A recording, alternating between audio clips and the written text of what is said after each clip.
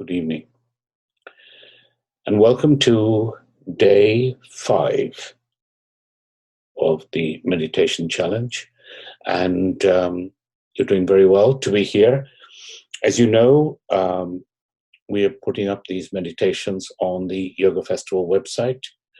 We're only putting up the last 3 days as a catch-up service, should you miss any of them. And so by all means, please refer to that if you should miss any meditation on occasion. We always have some sort of theme to the meditation, an object of meditation.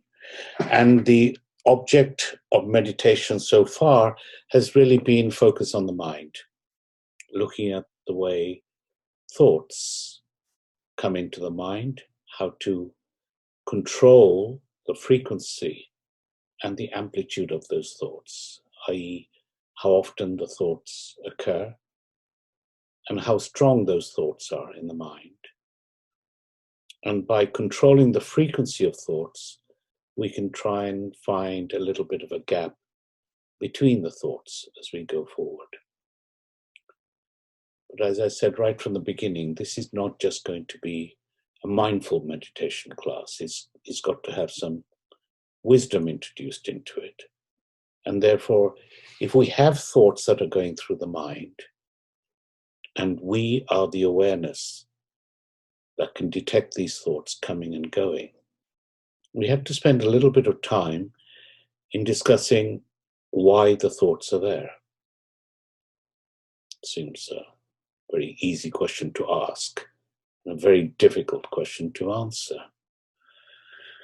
Fundamentally, you have to figure out what drives us as human beings. And whatever people say, what drives us is a desire for happiness. Not just here and there. It's a desire for permanent happiness. That's what drives us. And in order to get to that happiness, we perform actions. So a desire for happiness makes us perform actions. And we expect those actions to yield a result that will make us happier or our situation better than it currently is. Therefore, we have desire, followed by action, followed by an evaluation of that action to see whether it fulfilled our criteria of making us happier or further towards our goal of happiness than not. So we evaluate the results of every action. Then based on that analysis, we drive the next desire. And so that desire drives an action to an evaluation to the next desire. This is the cycle that we go through. Desire, action, evaluation, back to desire. And we go round this circle, round and round this circle, and then die. So we're forever going round this circle. And this is the real rat race that we go through. And all of these desires, of course, are based in our mind. Because as we talked about yesterday, everything happens in our mind. Now, these desires are driven by our likes and our dislikes. That's what's the root of desire. Why should you have a desire for something? You only have a desire for something that you want to acquire, have more of, be plentiful of, or things that you want to get rid of. Yes, you can have a desire to get rid of. In fact, sometimes the desire to have for one person is the desire to get rid of for another. You may want to buy a television set that somebody else is selling, buy a house that somebody is selling. Somebody may want to marry someone that somebody else is trying to divorce. So it's likes and dislikes that drives our desire.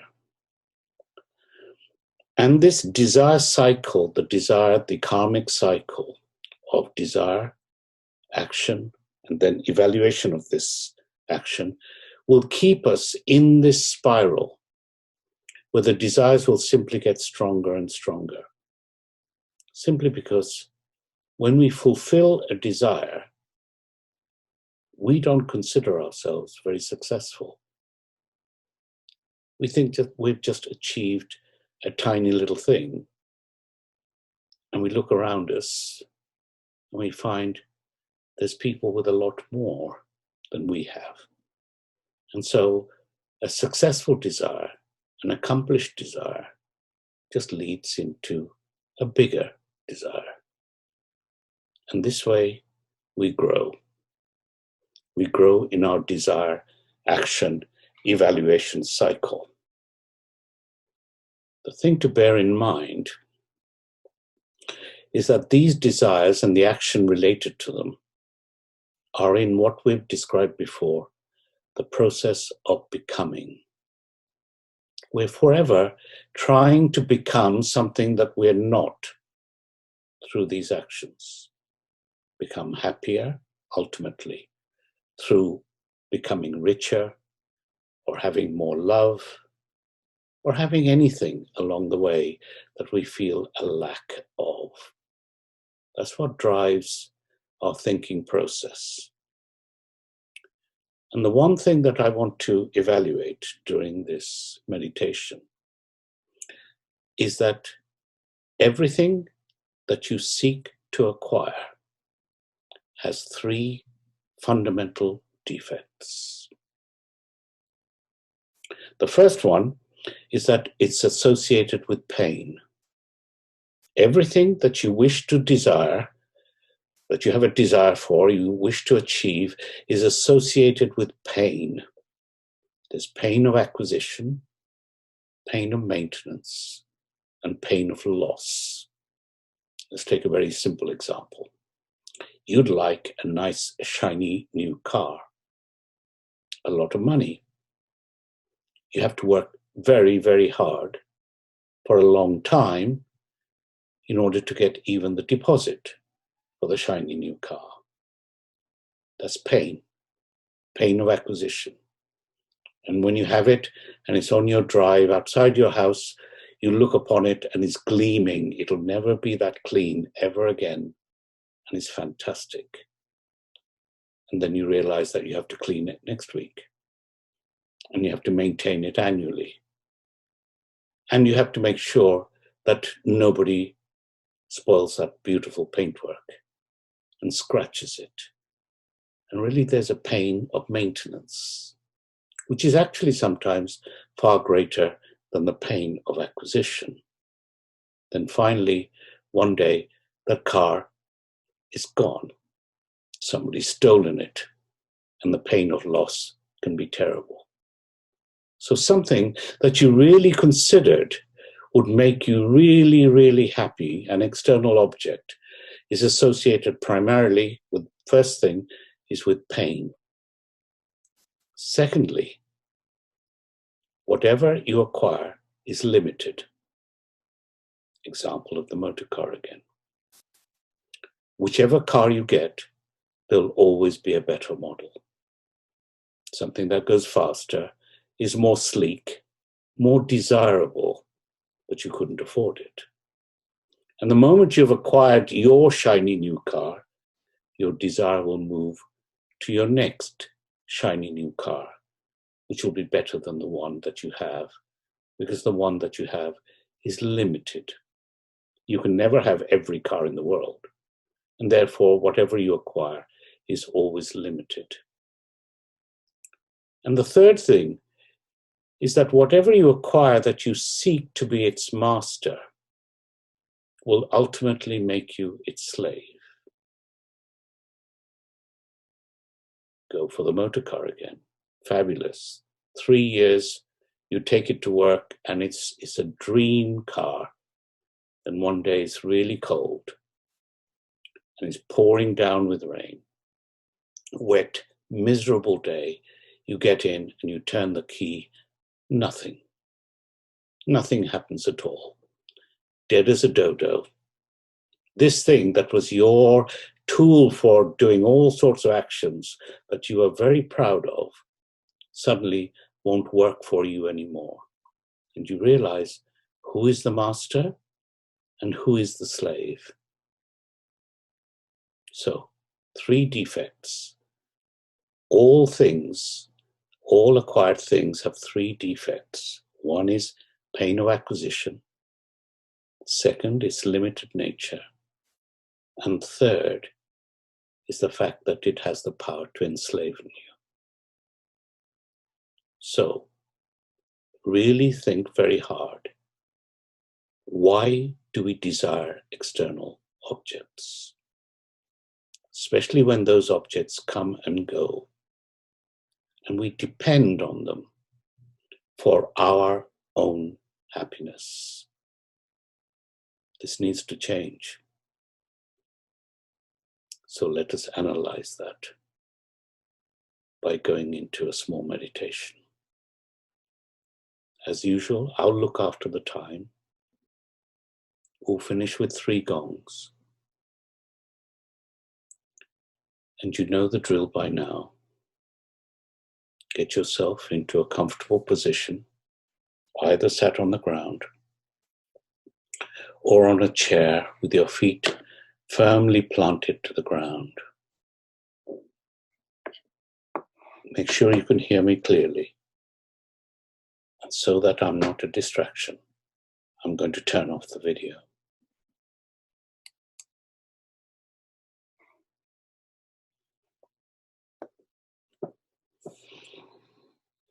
You are settled, your palms resting gently on your lap. You're breathing in a relaxed manner.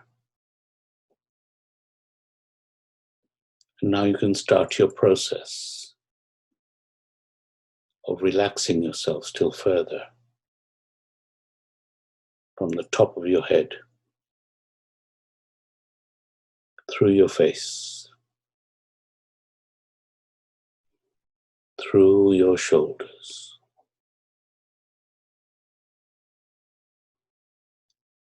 onto your torso,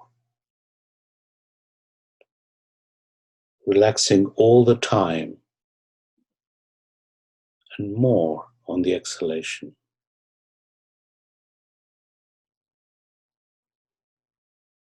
You relax, you're aware of your breath, but you're not trying to control it. Work down your body.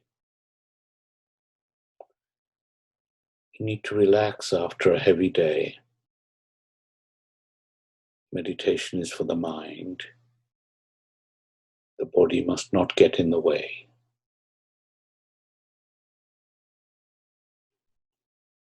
So you work down to your hips and slowly into your legs.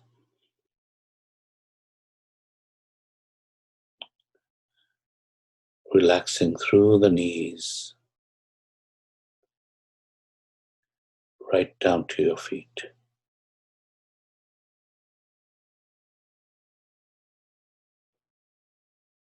This is an easy mechanism for you now.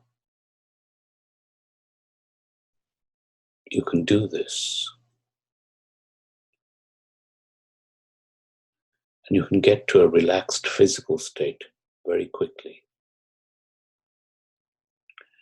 And because you have a point of focus in the breath, if you should have a thought,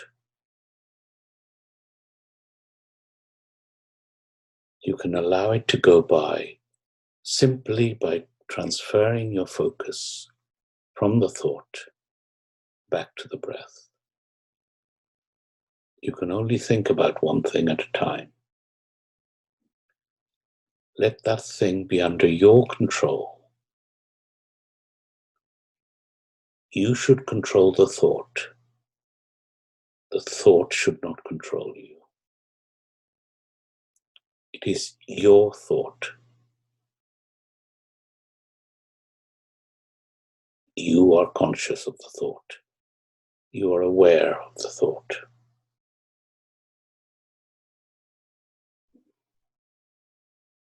Now think about things, or maybe just one thing that you desire.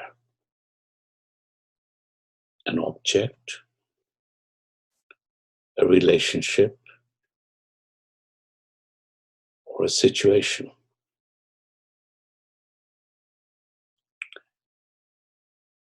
And you desire it because you truly believe that it will give you happiness that you don't currently have. It'll increase your happiness, give you joy. You may even think that it'll give you perpetual happiness.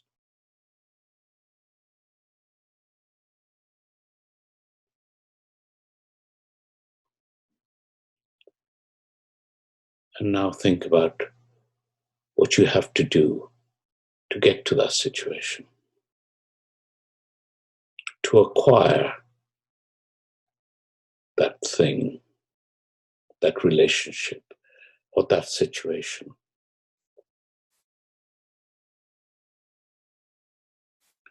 Once acquired, what it would take to maintain it.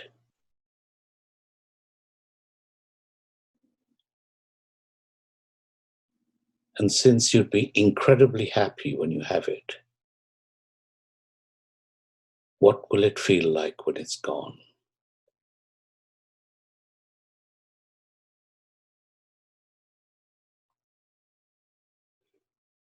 Do you realize now why thoughts drive us?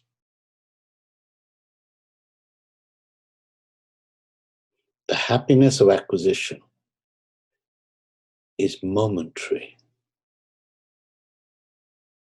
because from that moment onwards, we fear for the loss of that item, or at least the damage of that item. Even in a relationship, deliriously happy when you fall in love with somebody, then it becomes a question of, I hope it lasts. Previous relationships haven't. He or she is so nice. What if they were to go away?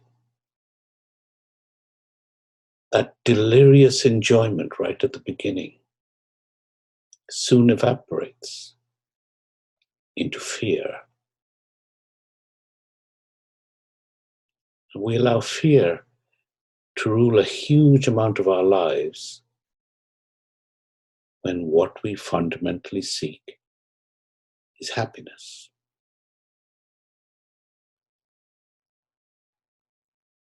Think about it. That thing that you acquire,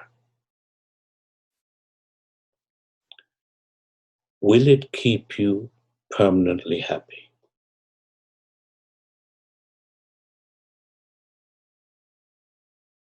Is it the greatest thing you could possibly have? Is there no more than that? When you have it, will you desire nothing else whatsoever?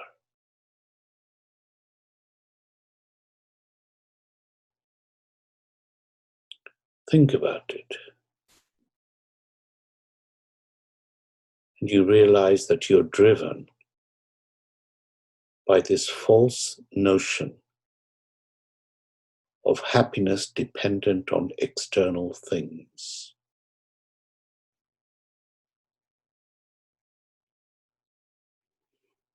You don't realize the innate happiness that there is within you.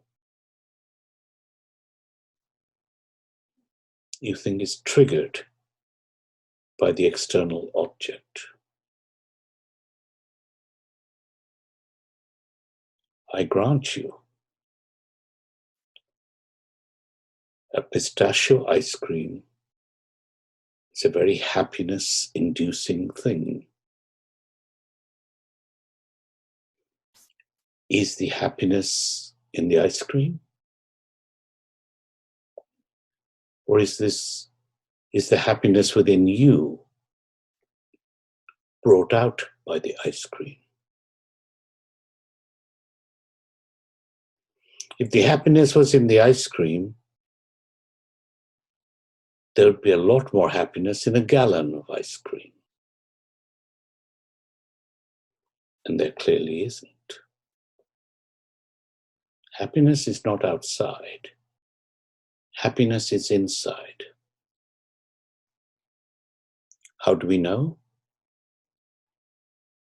Because each of us have had those extreme moments of total bliss. When you look at a little child's face and they giggle in front of you, they smile, and for that one moment, there is no other thought in your head. There's only happiness. When you close your eyes and listen to a particular part of your favorite music, you're totally engrossed in it. A moment of pure joy. It's only because we have those moments that we want to preserve them forever. We know what they're like.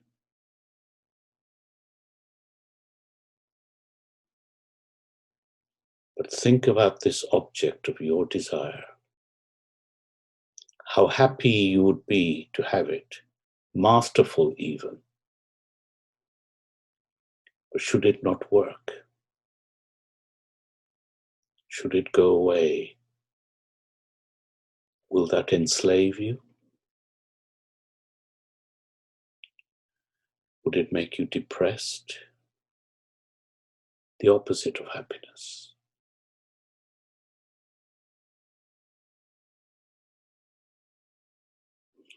If this is true for all external objects, should I be seeking happiness from external objects that are all temporary, associated with pain, limited, and ultimately keeps me in bondage?